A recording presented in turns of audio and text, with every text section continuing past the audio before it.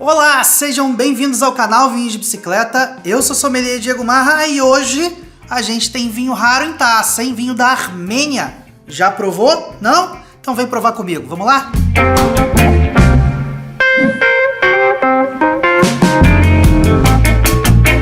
Pessoal, eu já começo esse episódio, como sempre, pedindo para você que gosta do nosso conteúdo, deixar aquele like, comentar com elogio, crítica, sugestão de assunto, todo o resto. E, é claro, compartilhar esse episódio com os amigos e com as amigas que gostam de vinho, porque isso ajuda muito na divulgação do nosso canal e do nosso trabalho. Se você já faz isso, obrigado de coração. E eu ainda quero deixar um aviso para vocês aqui, ó. Esse mês a gente está com uma ação muito legal no nosso clube de assinaturas. Se você assinar o pacote semestral ou anual, qualquer que seja a seleção, você ganha uma garrafa extra assinada, autografada pelo Rodrigo Ferraz. Beleza? O link está na descrição desse episódio. Se você tiver interesse, passa por lá.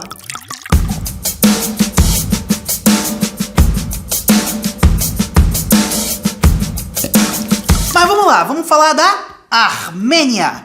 Pessoal, vinho armênio é raro, é exótico, né? Mas deixa eu falar uma coisa. A Armênia, hoje o território da Armênia, é um dos berços da vinificação.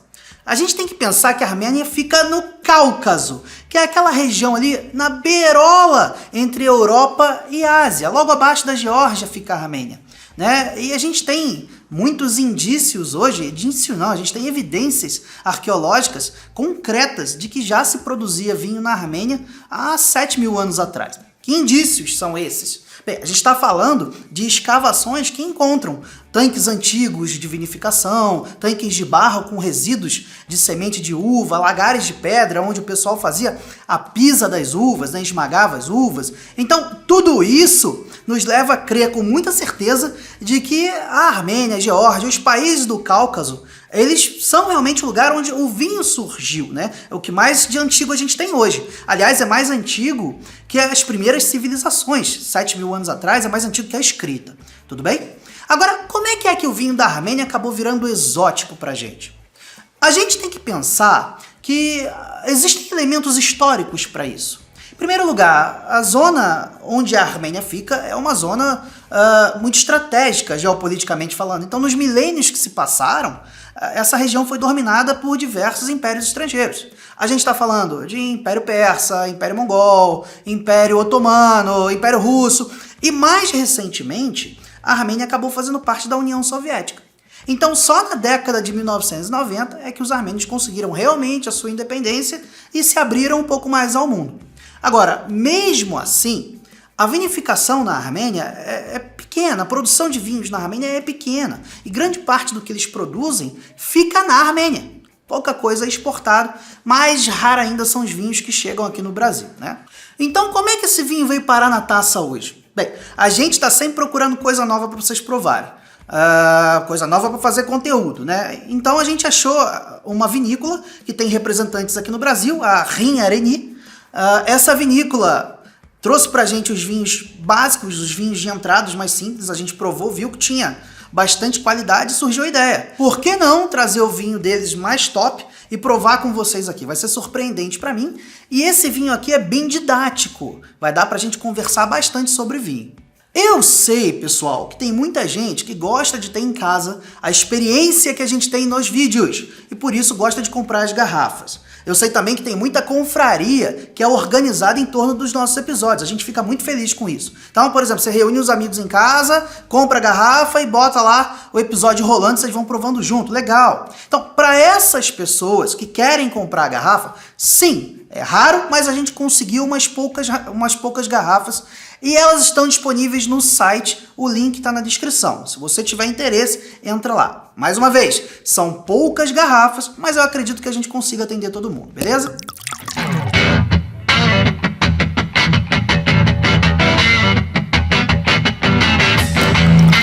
Agora que eu já fiz a introdução, vamos falar do vinho. Quais as características básicas que esse vinho carrega?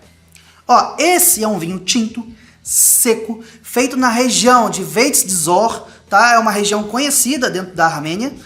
Safra 2015, porque as uvas foram colhidas em 2015, então é um vinho que já carrega algum envelhecimento. 100% feito com a uva Areni Noir, que é uma uva clássica da região. Pois é, os armênios buscam a ancestralidade com os aspectos modernos, com as técnicas modernas de vinificação, beleza? Por isso eles fazem vinhos icônicos únicos lá dentro. E um detalhe muito especial é que esse vinho tem 14,5% de álcool, ou seja, é um vinho pesado, é um vinho robusto, né? Vamos provar isso daqui a pouquinho, mas a gente já percebe que é um vinho que vai ter uma estrutura maior, beleza? Falando sobre o vinho, vocês viram, coloquei na taça, dei uma cheirada para ver qual é o aspecto inicial dele, é aquela dose de prova que a gente faz com qualquer vinho, vinho tá bom, a gente pode servir. Então você deve estar se perguntando aí, por que o Diegão colocou o vinho no decanter? Bem pessoal, alguns vinhos são mais fechados aromaticamente. Então eu coloquei o vinho no nariz e percebi que os aromas dele ainda vão se revelar. Tá? A gente joga dentro de um decanter esse vinho para que com uns 30 ou 40 minutinhos, que é mais ou menos o que eu gasto de tempo bruto para gravar um episódio desse, ele vai abrindo seus aromas e eu vou ter a oportunidade de provar todas as camadas que esse vinho tem para entregar pra gente. Isso porque é um vinho de altíssima qualidade, tá? Então eu não espero pouco dele, viu? Espero pouco não.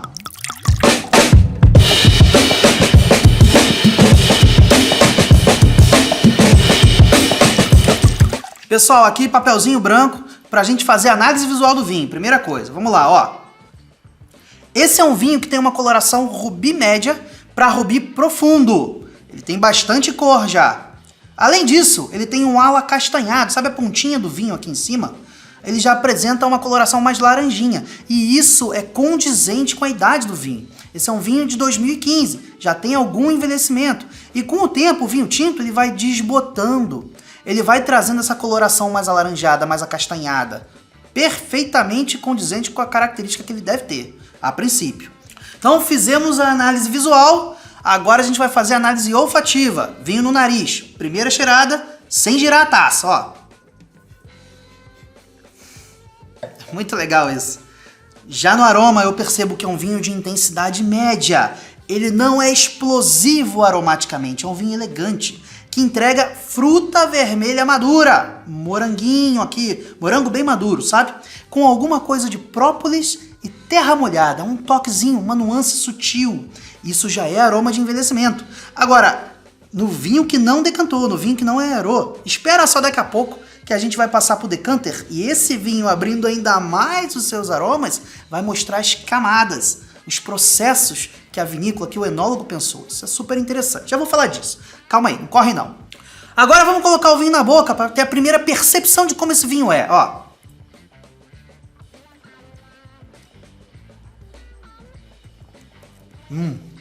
Cara, é um vinho bem tânico.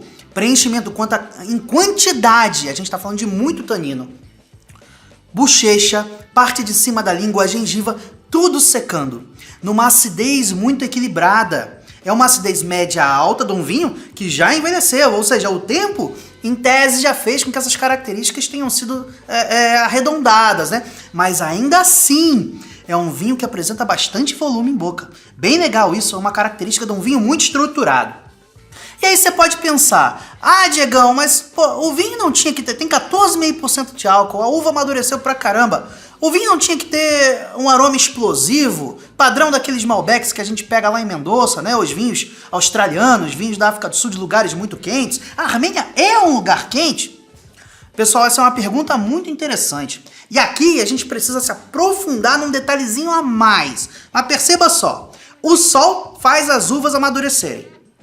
Muito bem, a luz do sol bate na folha, a planta faz fotossíntese e aí a uva tem açúcares concentrados. Então, esse álcool aqui, é claro, vem dos açúcares que a uva tinha. A região de Veitz-Dzor é realmente uma região que tem muito sol. Mas o que faz os taninos amaciarem no vinhedo, o que traz intensidade aromática para o vinho, o que reduz a acidez daquela uva no vinhedo, é o calor do sol. E aí a gente está falando de uma região que é muito montanhosa. Esse vinho é produzido com uvas que cresceram a 1.200 metros de altitude, num clima extremamente continental da Armênia. Então, sim, nós temos temperaturas durante o verão que chegam à máxima de 35 graus, mas com o cair da noite, essas temperaturas baixam bastante, tem uma amplitude térmica muito grande, e mais ainda, quando entra o outono no clima da Armênia, a média de temperatura cai muito. Então a gente está falando de uma região que teria potencial para ser quente, mas por causa da altitude e continentalidade, acaba sendo mais amena, quase fria, ainda que possa fazer vinhos estruturados. E a grande diferença, se a Arenino A, que é a uva, não amadurece muito no vinhedo, é uma uva que amadurece perfeitamente, ela não desperta aquela intensidade aromática explosiva, os taninos não são maciozinhos. Pensa no Malbec que você gosta. O produtor deixa a uva quase sobrematurada dentro do vinhedo e os taninos já são bem macios, acidez macia, ele já consegue engarrafar e vender um Malbecão para você, pronto para beber, você não precisa envelhecer. Não é a vertente desse vinho aqui. Esse vinho é um vinho extraído, é um vinho que tem bastante tanino, é um vinho que tem bastante acidez. Tinha quando nasceu, perto da safra de 2015, e ele precisou do tempo, microoxigenação do carvalho e microoxigenação que passa na rolha para que ele possa ser amaciado. Tanto é que ele tem 2 premiações. Esse vinho aqui ganhou uma medalha no concurso de 2019 na Rússia e uma medalha no concurso de 2021, sim, quando ele já estava um pouco mais amaciado. E eu percebo que ele tem potencial de envelhecimento, por incrível que pareça. Ele ainda vive uns 5, 10 anos tranquilo, pelas características de boca. E uma coisa que eu não falei, mas é muito importante.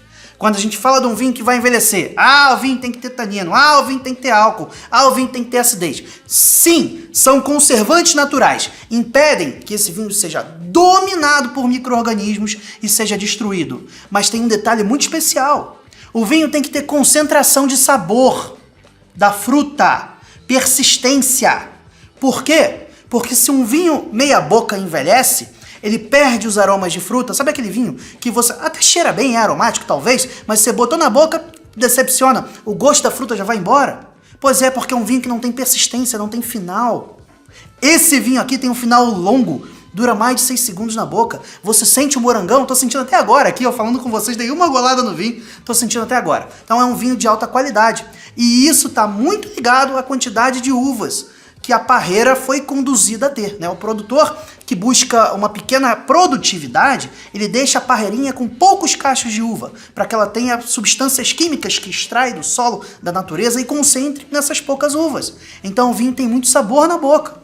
Um produtor que preza pela grande produtividade, faz uns vinhos de volume, ele deixa a parreirinha, a videira, ter um monte de cacho diferente. Então as substâncias que trazem aromas e sabores, elas são diluídas em várias uvas. Você bota o vinho na boca, ele desaparece. Então esse vinho tem sim uma boa acidez, ele tem taninos, bastante taninos, e de uma excelente qualidade. Já estão mais arredondados, pelo menos mais arredondados, provavelmente de quando esse vinho foi criado, mas ainda podem ser amaciados pelo tempo um pouquinho mais, acredito eu, tá? E ele tem um final longo, bastante concentração de sabor na boca. Isso sim são características de um vinho que ainda vai envelhecer, beleza?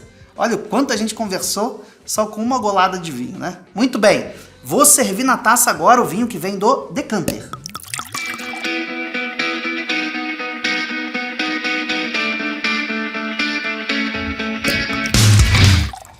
Beleza.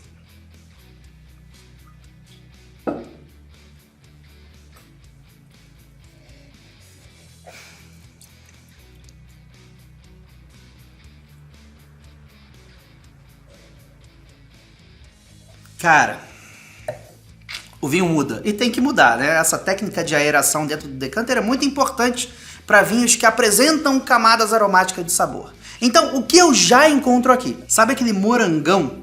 Muito bem, ele continua aqui e tem um toque ainda maior, porque ele chega até uma ameixa mais fresca, sabe? A gente tem bastante fruta vermelha aqui e um toquezinho de fruta negra. Mas o mais interessante desse vinho que abriu é que ele começa a apresentar alguns aromas de madeira. A madeira é muito elegante nesse vinho. Sim, ele envelhece em barricas de carvalho europeu, tá? São produzidas na própria Armênia. E a integração dessa madeira ao vinho é extremamente importante. Já que ele é um vinho elegante, o produtor não pode usar aquele estágio prolongado em madeira, porque senão o vinho cheira só a chocolate tosta. A ideia não é essa. A exemplo do que acontece na França, em grandes regiões como a Borgonha, a intenção é que a madeira dê uma afinada no vinho e traga alguma complexidade básica. E o que eu cheiro aqui de madeira? Toquezinho de café, aquele café verde, extremamente sutil. E tem a tostazinha básica, sabe? Mas ela cai mais para um negócio de palha. Um toquezinho de palha, feno. Super interessante. A erva seca. Eu ainda encontro aqui os aromas de própolis com um toquezinho de mel, eucalipto, aquele mel de laranjeira. Mais uma vez, voltando. Aí a gente já tá falando de aromas de envelhecimento. E aí eu acabo chegando no tópico importantíssimo que separa um vinho bom de um vinho espetacular. Um vinho bom, pessoal, tem que ser equilibrado, estrutura bem feitinha, tem que ter final de boca e persistência, sabores se prolongando, e ele tem que ser típico, tem que ser condizente com a região de onde ele vem. O que torna um vinho espetacular acima disso é o fato do vinho ter complexidade. O que é a complexidade? Bem, o vinho é um conjunto de fatores. A gente costuma atrelar esses fatores a uma região e chama isso de terroir, né? A mão do enólogo, o clima, a geologia e tudo mais. Então, bom, espetacular é aquele vinho que apresenta isso aromaticamente no seu nariz, apresenta isso em forma de sabores na sua boca.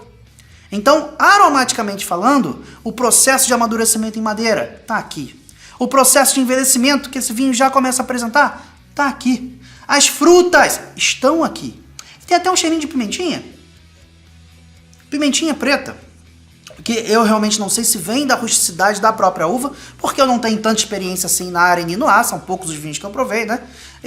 Mas pode vir também da madeira, ou seja, faz a gente viajar sem sair do lugar, né? Então, pensa só, se a gente tem um vinho explosivo aromaticamente de lugares muito quentes, será que o vinho consegue entregar toda essa complexidade em camadas? Consegue não, digo pra vocês. Por quê? Porque os aromas de fruta, frutadão, madeirão, acabam encobrindo todo o resto. Tudo bem? Então, vinho elegante é extremamente importante. Os vinhos de alta gama, na maioria das vezes, eles são elegantes. Para que ele possa te mostrar essa vertente toda diferentona dele, né?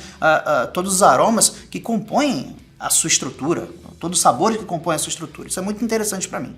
Eu gostei muito desse vinho aqui. Vamos ver em boca agora. Vamos ver o que acontece com a passagem do vinho por tanino, a passagem do vinho no decanter em boca.